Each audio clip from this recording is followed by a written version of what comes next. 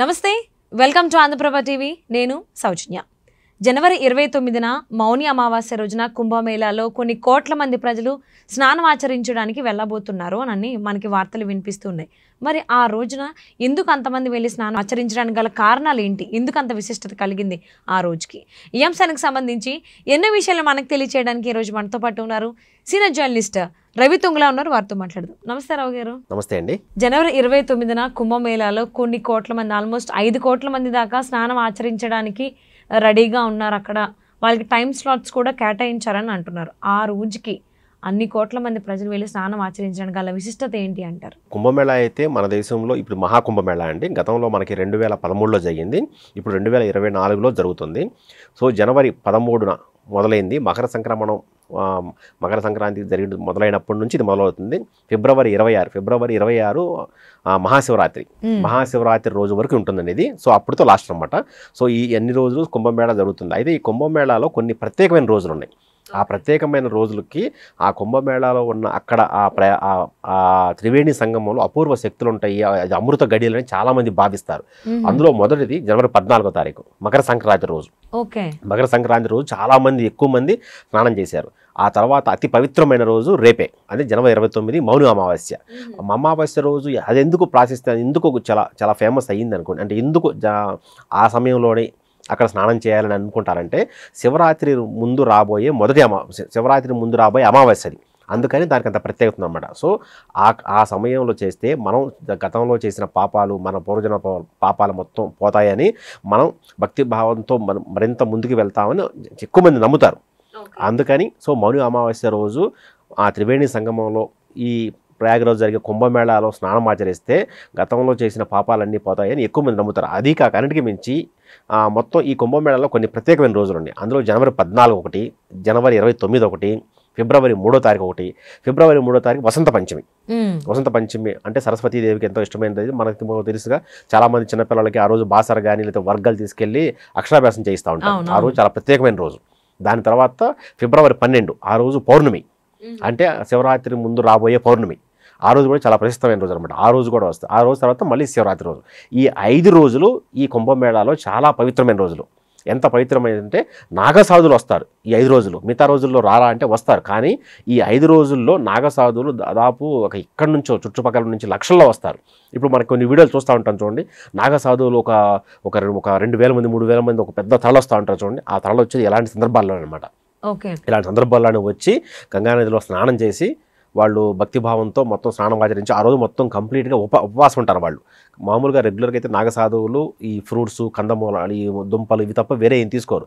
మౌన అమావాస్య రోజు వాళ్ళు అవి కూడా తీసుకోరు, కంప్లీట్ ఉపవాసం ఉంటారు. అసలు మామూలుగా దాని అర్థమే ఉంది. మౌని అంటే మౌనంగా ఉండేవాడు. ఆ మౌని నుంచి వచ్చిందే ముని అంటే మనం ఏమంటాం, ముని అంటే మనం సాధువు అనుకుంటాం కదా. ముని అనే పదానికి సరైన అర్థం మౌనంగా ఉండేవాడు అని అర్థం. సో దాని నుంచి వచ్చింది మౌన అమావాస్య అన్నమాట. సో ఆ రోజు కంప్లీట్గా ఆ రోజు వాళ్ళు ఉపవాస దీక్షలో ఉండి ఎవరితో మాట్లాడకుండా కేవలం తమ ధ్యానం, తమ మనస్సు, శరీరం, బుద్ధి మొత్తం దైవనామస్మరణతో ఉంటారన్నమాట. అందుకని ఆ రోజుకి అంత ప్రశస్తమైన రోజు. సో కాబట్టి మొన్న జనవరి 13, 14 తర్వాత మళ్ళీ రేపు రాబోయేది చాలా చాలా ప్రశస్తమైన రోజు.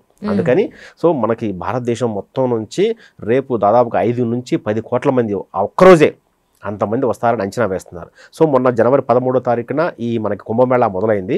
జనవరి 13 నుంచి కేవలం జనవరి 23 వరకే, అంటే 10 రోజుల్లోనే 10 కోట్ల మంది స్నానం చేశారు.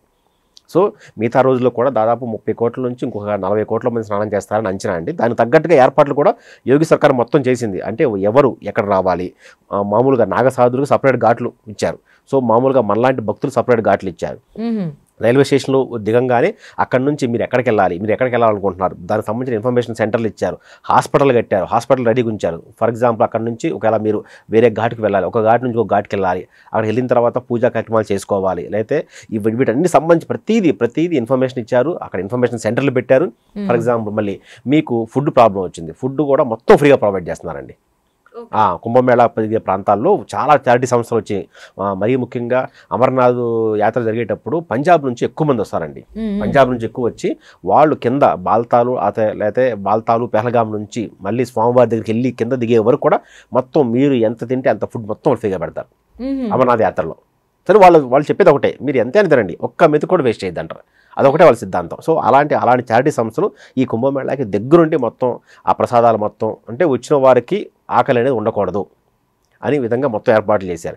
సో ఆకలి అయిపోయింది. అక్కడ తర్వాత దానికి సంబంధించి ఇంకా వాళ్ళు రాత్రిపూట స్టే చేయాలనుకుంటే దానికి సంబంధించి టెంట్లు ఉన్నాయి, అంటే మామూలుగా పేమెంట్లో ఉన్నాయి, ఫ్రీగా ఉన్నాయి, లేదంటే మరి ఎక్కడైనా సరే చిన్న షాప్ వేసి పడుకున్నా కూడా అలాంటి విశాలం, ఎందుకంటే అక్కడ ఇప్పుడు చలికాలం కదండి బాగా. సో కాబట్టి అక్కడ ఇబ్బంది ఉండదు. ఒక మంచి దుప్పటి కప్పుకొని పడుకుంటే ప్రశాంతంగా పడుకోవచ్చు. చాలామంది మన వాళ్ళు అట్లే చేస్తున్నారు, అక్కడికి వెళ్తారు, ఒకసారి టెంట్లో ఉండే అవకాశం ఉండకపోవచ్చు.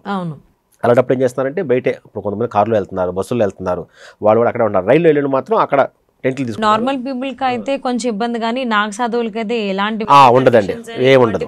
వాళ్ళు అవన్నీ త్యజించిన వాళ్ళండి. అప్పుడు అవన్నీ ఆ మనసు బుద్ధి అన్ని దైవ చింతనలో మాత్రమే ఉంటాయి. వాళ్ళకి ఇక వేరే విషయాలు ఏమి. అంటే రవి గారు మీరు ఒక మాట అన్నారు, అంటే 29వ రోజు మౌని అమావాస్య రోజున కనుక కుంభమేళాలో జరిగే చోట అక్కడ కనుక మనం స్నానం చేసినట్టయితే అమృత గడియలు అని అంటారు, కాబట్టి ఇంకొంచెం పవర్ఫుల్గా ఉంటాయని అంటున్నారు కదా.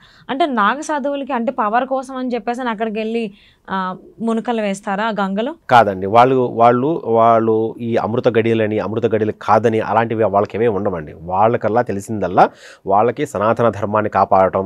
సో ధర్మానికి ఆపద వచ్చినప్పుడు అందరికంటే ముందు ఆయుధాలతో సహా వచ్చి సనాతన ధర్మాన్ని కాపాడటం, ఇది వాళ్ళ బాధ్యత. సో దానికి సంబంధించి వాళ్ళు ఎక్కడైనా అక్రమాలు జరుగుతుంటే వాళ్ళు వచ్చేస్తారు. సో అలాగే ఎలాంటి కార్యక్రమాలు జరుగుతున్నప్పుడు కూడా వాళ్ళు ముందు నడిపిస్తారు. సో ఇలాంటి రేపు చాలా పవిత్రమైన రోజు కాబట్టి వాళ్ళు ఒక తండోపతండాలుగా వచ్చి స్నానం ఆచరిస్తారు. సో అలా రెగ్యులర్గా చేసేవాళ్ళు ఉంటారు, రేపు కూడా చేసేవాళ్ళు ఉంటారు. ఇప్పుడు కొంతమంది నాగసాధువులు వచ్చారు, ఆల్రెడీ అక్కడే ఉన్నారు, టెంట్లో ఉంటున్నారు, వాళ్ళు టెంట్లో ఉన్న రోజు స్నానం చేస్తారు. సద్గురు గారు అయితే ఈ 40 days అక్కడే ఉంటారన్న, అలా ఉంటారు. కొంతమంది అలాగే ఉంటారు, కొంతమంది మళ్ళీ వెళ్ళి వస్తూ ఉంటారు, కొంతమంది అక్కడే ఉండి అక్కడే స్నానం ఆచరించి సో రోజు అక్కడే ఉంటారు. వచ్చిన వాళ్ళకి కొంచెం దీవెనలు సలహాలు సూచనలు ఇస్తూ ఉంటారు. కొంతమంది వాళ్ళు మనం అన్ని వీడియోలు చూసాం, కొంతమంది నాగసాధువులు మొక్కుతున్నారు, ఇంకొంతమంది ఏమో వాళ్ళు ఇరిటేట్ చేస్తే వాళ్ళు కొంచెం దాడి కూడా చేస్తున్నారు, అవి కూడా మనం చూసాం. సో రేపు చాలా పవిత్రమైన రోజు అండి. అందుకనే రేపుటికి ఇప్పటికే మన తెలుగు రాష్ట్రాల నుంచి కూడా చాలామంది దాదాపు లక్షల్లో వెళ్ళారు. ఇప్పుడు జనవరి 13వ తారీఖు ప్రారంభమైన మహాకుంభమేళకి మొదట్లో అంత కొంచెం పెద్దగా మన తెలుగు వాళ్ళు పెద్ద పట్టించుకోలేదు, కానీ తర్వాత కొంచెం వీడియోల ద్వారా కానీ వెళ్ళాలి, మళ్ళీ మాటికి వచ్చేది కాదు, మళ్ళీ 144 ఏళ్ళకి వస్తుంది, అప్పుడు ఉంటామో తెలియదు అనే భావంతో ఉండం. అందుకని చాలా మంది వెళ్తున్నారండి. ఇవి కావాలంటే మీరు చూడండి, మీరు ట్రైన్ చూడండి, ఫ్లైట్ చూడండి, అన్ని ఫుల్ ఒక్కడ కూడా టికెట్ లేవు. ఇప్పుడు మీరు కానీ మహాకుంభమేళకి వెళ్ళాలంటే కారులోనే వెళ్ళాలి, ట్రైన్ లేదు. ట్రైన్ తత్కాల బుక్ చేసినా అవ్వట్లేదు. ఫ్లైట్ ఛార్జీలు అయితే చాలా ఎక్కువ ఉన్నాయి. సో కాబట్టి ఒక 4 అవునండి 60K ఉన్నది. అందుకని ఇప్పుడు ఏం చేస్తున్నారంటే ఆర్టీసీ కూడా ప్రత్యేకంగా బస్సులు వేస్తున్నాను, ఇక్కడ నుంచి బస్సులు పెట్టింది. సో ఆ ఇంట్రెస్ట్ ఉన్న వాళ్ళు వచ్చి ఆ బస్సులో వెళ్ళొచ్చు, లేదంటే ఒక 10 మంది 15 మంది వచ్చి గ్రూప్గా వచ్చి బస్సులోనే హైర్ చేసుకోవచ్చు. సో అలాగా ఎలా ఈ ప్రత్యేకమైన రోజులకు వెళ్ళడానికి మన వాళ్ళు ఎక్కువ ఆసక్తి చూపిస్తున్నారు. సో ఒకవేళ వెళ్ళలేదు, మౌని అమావాస్యకి మహాకుంభమేళాలో అక్కడికి వెళ్ళి మనం ఆ గంగలో స్నానం ఆచరించే అవకాశం లేదు, ఇంట్లో ఉన్న వాళ్ళు కూడా ఏం చేయొచ్చు అంటే ఆ రోజు మౌని అమావాస్య రోజు రేపంతా ఇంట్లో మౌనంగా ఉండి తులసి మొక్క దగ్గర దీపం వెలిగించినా కూడా అంతే పుణ్యం వస్తుందని కొంతమంది పండితులు చెప్తున్నారండి. సో కాబట్టి అక్కడికి వెళ్ళిన వాళ్ళు తప్పకుండా గంగా త్రివేణి సంగమంలో స్నానం చేయండి.